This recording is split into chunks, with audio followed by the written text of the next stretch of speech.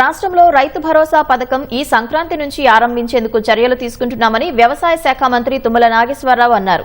సచివాలయంలో రైతు భరోసా పథకం అమలు విధి విధానాలపై మంత్రి సమీక్షించారు. రిమోట్ సెన్సింగ్ డేటా ఆధారంగా సాగు విస్తీర్ణం అంచనా వేయగల వివిధ కంపెనీ ప్రతినిధులు ఈ కార్యక్రమానికి హాజరయ్యారు. సాగులో ఉన్న భూమికి మాత్రమే పెట్టుబడి అందించాలన్నది ప్రభుత్వ ఉద్దేశమని మంత్రి ప్రస్తావించారు.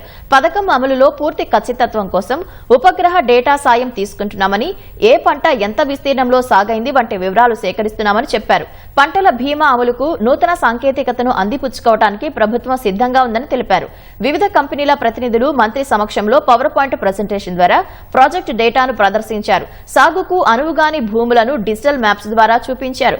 ప్రభుత్వ పరంగా ఏర్పాటు చేసిన సాంకేతిక కమిటీ వీటన్నింటినీ పరిశీలించి మంత్రివర్గ ఉపసంఘం నిర్ణయం మేరకు కేబినెట్ ఆమోదానికి పంపిస్తుందని తుమ్మల పేర్కొన్నారు.